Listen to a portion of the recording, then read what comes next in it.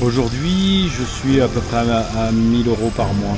Je suis avec une taille, moi. Depuis que je suis arrivé, je suis tombé sur une perle. Dès que tu lui demandais de sortir, dès que tu lui disais on va au resto, dès qu'il lui manquait toujours une robe, toujours un truc, c'était impressionnant. Et au début, j'ai cru que c'était ça avec toutes. C'est vraiment un autre monde. C'est vraiment...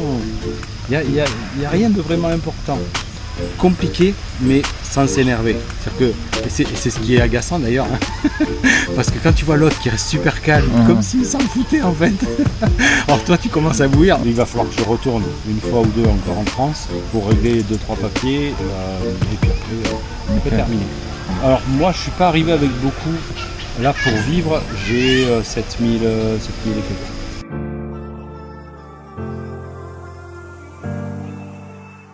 Salut David, comment tu vas? Écoute, je vais bien, merci. Ravi de t'avoir sur la chaîne. Les amis, petite parenthèse avant que la vidéo commence, continuez à vous abonner, vous êtes de plus en plus nombreux, donc merci beaucoup. N'oubliez pas de liker la vidéo, le petit pouce bleu, de commenter bien sûr. Pour les personnes qui souhaitent participer à une prochaine vidéo, vous pouvez me contacter sur Instagram, je vous le mets là à l'écran et dans la description de la vidéo. Dis-moi David, depuis combien de temps tu es en Thaïlande? Alors moi, je suis venu plusieurs fois. Là, du côté de Hua Hin, ça fait un peu plus d'un mois et demi à peu près. D'accord, mais quand en fait depuis un mois et demi, tu t'es installé, tu t'es expatrié en Thaïlande, c'est ça? Alors moi voilà, le but c'est d'y rester complètement. Donc dans un premier temps, je suis sur les gratuités de visa, tu sais. Et après, le but est de monter, donc d'ouvrir une société ici. La société que j'ai du côté de l'Europe. Donc quand tu dis gratuité de visa, c'est exemption de visa? Ouais, l'exemption de... D'accord, t'as une exemption de visa, ok. Ouais. Et pourquoi tu as quitté la France pour la Thaïlande alors? Je pense que, un peu comme je te disais, c'est pour les mêmes raisons que tout le monde, je pense. Il n'y a pas photo entre la Thaïlande et la France, il n'y a pas photo. En France, on ne peut plus rien faire, c'est terminé. Dès lors que tu gagnes un peu d'argent, ils t'en prennent plus de la moitié. En Thaïlande, c'est beaucoup plus simple.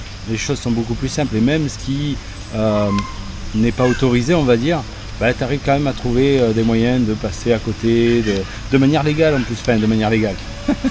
Je me comprends en disant ça. Mais je veux dire vraiment d'une manière facile. C'est-à-dire que tout est possible en Thaïlande. Réellement, tout est possible en Thaïlande.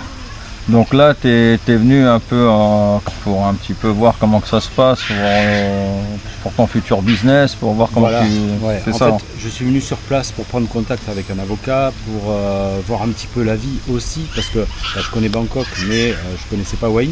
Hua Hin, j'ai découvert ça avant de partir en fait. Je me suis décidé au dernier moment pour Hua Hin. Parce que justement, j'entendais que c'était un endroit qui était plus tranquille que Bangkok, plus simple. Donc du coup, voilà. Du coup, le choix a été, c'est décidé au dernier moment pour l'endroit. Et le but, c'est vraiment de monter tout le dossier pour pouvoir attaquer. Voilà, donc l'avocat est contacté, tout se met en place. C'est quelle sorte de business que tu aimerais faire? Alors, moi j'ai deux types de business. J'ai le premier qui est dans l'accompagnement, je suis hypnothérapeute. Ça fait plus de 15 ans que je fais ça. Et donc je fais mes séances en ligne, je reçois les gens en ligne. Parce que on peut travailler même par téléphone d'ailleurs, on peut travailler par téléphone. L'hypnose c'est l'avantage, c'est qu'il n'y a besoin que de la voix. Donc en fait, tout en étant assis comme ça, on peut travailler. Et donc on peut le faire par internet, on peut le faire. Et aujourd'hui, voilà, je travaille beaucoup par internet. Et le but ce serait vraiment d'ouvrir un cabinet pour les anglophones et les francophones ici. Et peut-être éventuellement apprendre le thaï et voir. Ça me plairait moi d'apprendre le thaï. Ouais, c'est important, surtout si tu veux vivre en Thaïlande, il faut pas hésiter à s'y mettre un petit peu. Ouais. J'ai vraiment cette idée-là que quand tu viens dans un pays, en fait, tu viens et tu prends tout ce qui existe. C'est-à-dire le bon et le mauvais. Après, faut s'intégrer, faut s'adapter. C'est ça. La langue, ça en fait grandement partie, quoi. Exactement. Il est prévu normalement que je parte au Laos pour faire un visa qui est prévu pour ça. Alors, il m'a dit le nom, mais je t'avoue que je m'en souviens plus. Un visa professionnel? Non, je crois pas. Je crois que c'est vraiment l'histoire d'avoir après le work permit. Donc je sais pas. Je veux pas. Normalement, ça doit être un visa professionnel pour avoir ton work permit, pour payer ton. C'est possible. Je t'avoue que je m'en souviens plus. Il m'en a tellement dit. Que du coup voilà. Et donc il va me faire tous les papiers, me demander donc le work permit, le visa et suite à ça, en fait, donc il y a 7 jours, il m'a dit, pour l'ouverture, et après, il y a un autre temps pour tous les autres papiers. L'ouverture de la société elle-même ne prend que 7 jours à première vue. Après, donc, il me faut trouver un local à Bangkok et ouvrir à Bangkok. Normalement, je devrais avoir une succursale à Hua Hin, parce que le but, c'est surtout de développer Hua Hin. Et démarrer à Bangkok, parce que c'est à Bangkok qu'il y a le plus de personnes. C'est 15 millions de personnes aujourd'hui, donc il y a de quoi faire. Et ensuite, partir sur Hua Hin pour le développer. Mais Hua Hin, le problème aujourd'hui, c'est que c'est par vague. Et donc là, du coup, t'es à l'hôtel ou t'es... Pour l'instant, l'hôtel, là, à partir du mois prochain, je loue une chambre. Ok, donc c'est un hôtel que tu loues au mois, là ou Ouais. D'accord. Tu paies combien par mois ton... Mon hôtel, il me coûte presque 500 €, là, 477. Il est pas 20 000 bahts, quoi, par mois. 18 000, ouais. C'est quoi ton budget par mois en Thaïlande? Aujourd'hui, je suis à peu près à 1000 € par mois. Pareil, je suis très simple.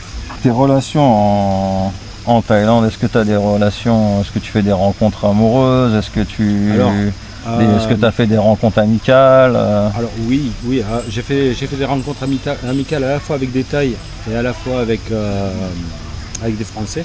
Après, rencontre amoureuse, oui, je suis avec une Thaï, moi. Depuis que je suis arrivé, je suis avec elle. Je suis tombé sur une perle, vraiment bien, vraiment très très bien.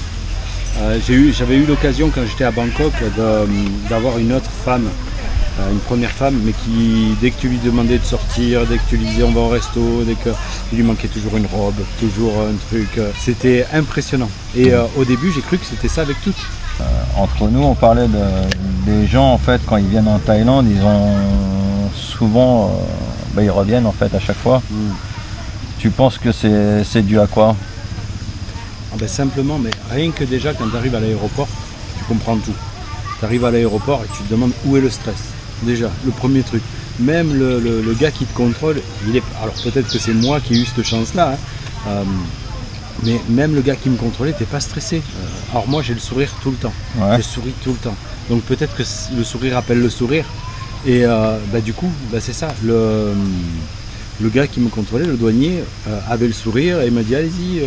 Et tout le long, même si tu te fais contrôler, c'est sans stress, tout se passe bien. Et c'est ce que j'adore ici en fait. C'est que tout paraît simple. Tout paraît simple. Là où tu vas te prendre la tête en France parce que il te manque un papier, il te manque un truc. Ici ça va tout seul. Ça va tout seul. Enfin ça va tout seul. Il te manque aussi des papiers, ça arrive. Mais c'est vraiment pas pris de la même manière. C'est vraiment. Et une fois que tu as compris ça, une fois que tu as pris le truc de patienter, je me suis vu dormir en salle d'attente, ce que j'ai jamais fait en France. J'ai dormi parce que ça mettait 3 plombs. Du coup, tout le monde dort, tu fais pareil, tu t'endors et ils viennent te réveiller. Et c'est rigolo. Je trouve ça rigolo. C'est vraiment un autre monde. C'est vraiment. Il y a rien de vraiment important.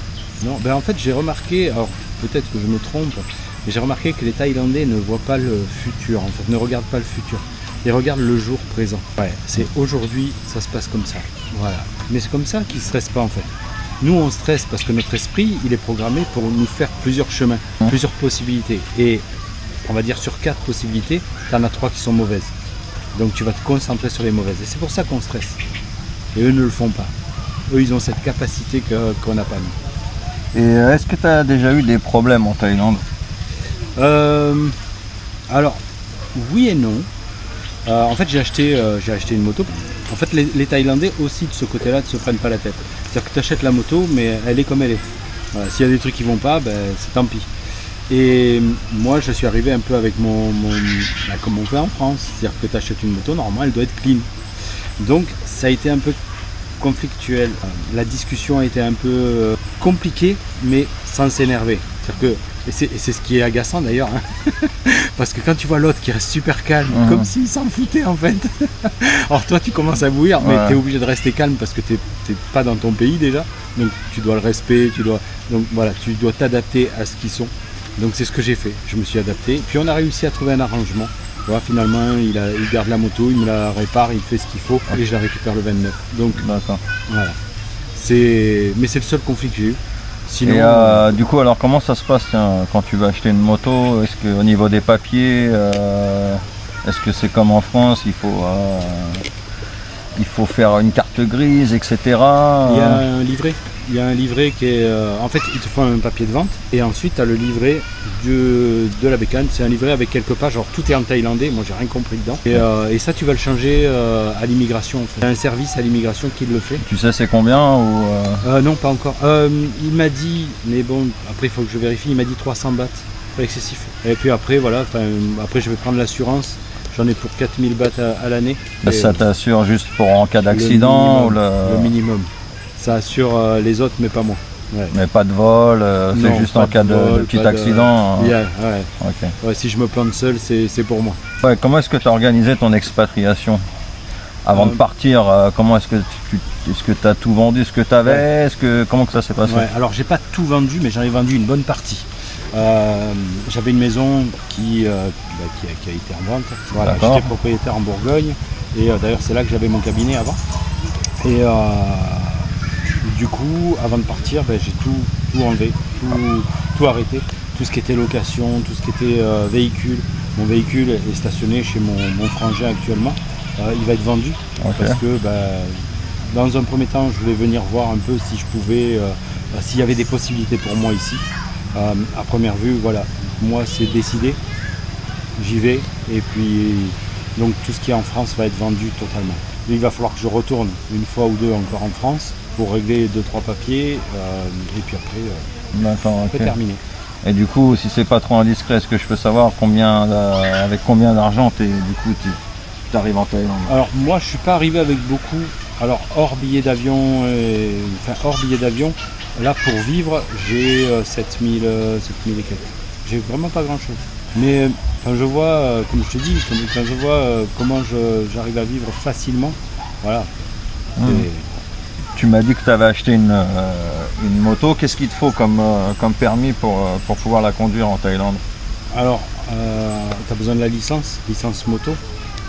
Et au début, je voulais la passer. Alors, à première vue, si j'ai bien compris, il n'y a pas de limite. Ça se passe comment alors si tu veux passer ton permis, dans ton cas à toi Alors, moi, n'ayant pas de visa, je ne pouvais pas le passer.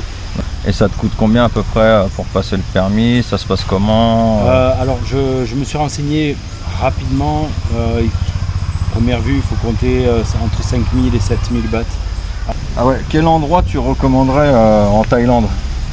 Alors, moi, j'ai pas visité encore toute la Thaïlande. Pour l'instant, Hua Hin, c'est un endroit qui me plaît. Sincèrement, par rapport à tout ce que j'ai pu voir, par rapport à Pattaya notamment, Pattaya, j'aime pas du tout. Je trouve que ça me correspond pas.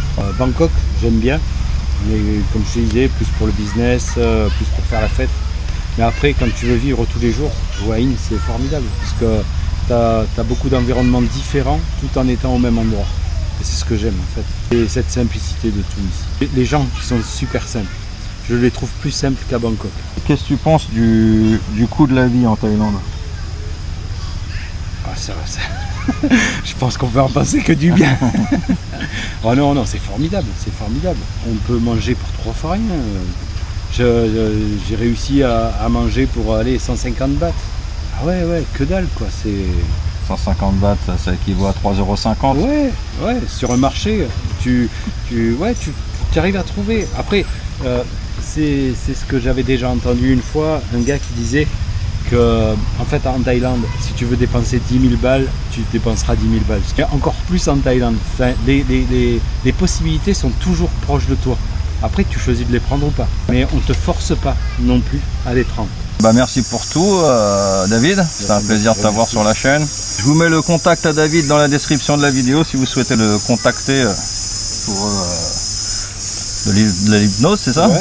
Si vous avez des problèmes, si vous voulez arrêter de fumer... les douleurs, perdre du poids, arrêter le stress. En fait, on peut tout faire. Avec l'hypnose, on peut tout faire. Okay. La seule limite, c'est la personne. Ok. Bon je vous remercie et puis on se revoit très vite pour une prochaine vidéo les amis. Allez, ciao, bye bye.